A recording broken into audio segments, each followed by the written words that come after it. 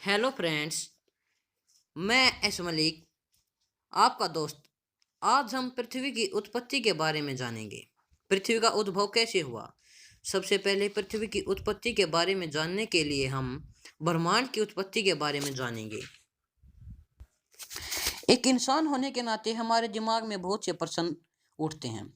ये प्रश्न हमारे ब्रह्मांड और जीवन से संबंधित होते हैं, जैसे ब्रह्मांड कैसे बना, यह ब्रह्मांड कितना बड़ा है, इसकी शुरुआत कैसे हुई, जीवन क्या है, क्या हम ब्रह्मांड में अकेले हैं।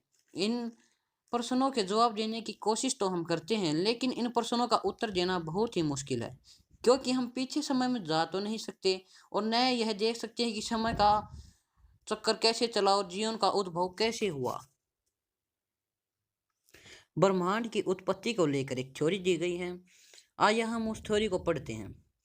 साइंटिस्ट का मानना है कि 10,000 से 20,000 मिलियन साल पहले ब्रह्मांड एक कंसंट्रेटेड मैटर का सिंगल पीस के रूप में हुआ करता था।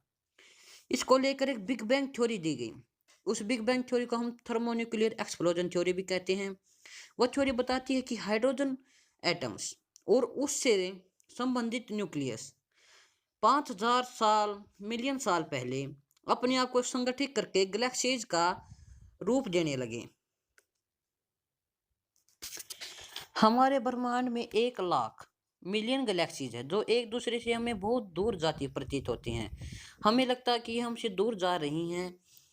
गैलेक्सीज में स्टार्स हैं, तारे, जो हम हर रोज रात को अपनी खुली आंखों से रात में टिमटिमाते हुए देखते हैं। ये तारे बनते और नष्ट होते रहते हैं। हमारे इन तारों के नष्ट होने से पल्सर्स बनते हैं। हमारी गैलेक्सी का नाम मिल्की वे है, जिसमें हमारा सूर्य भी एक ऐसा ही तारा है। सूर्य, ग्रहों और उनके उपग्रहों तथा उल्कापिंड आदि के साथ हमारा सोलर सिस्टम बनता है। हमारी पृथ्वी भी इसी सोलर सिस्टम का एक भाग है। पृथ्वी 4500 से 5,000 मिलियन साल पहले उद्भव हुई मानी जाती है। ऐसा माना जाता है कि हमारा सोलर सिस्टम गुरुत्वाकर्षण बल से बना है।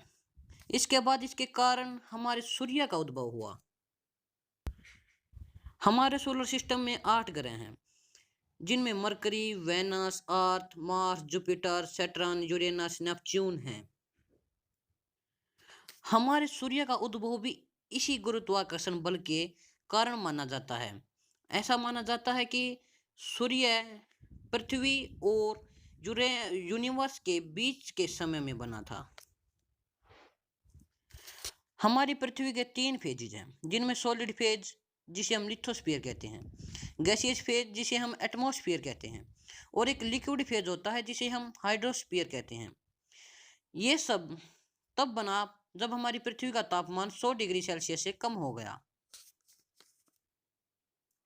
बिग बैंग हुआ या नहीं, इसकी तो हम किसी को पता नहीं है। सिर्फ हम अंदाजा लगा सकते हैं, क्योंकि हम अपने अतीत में तो जा नहीं सकते।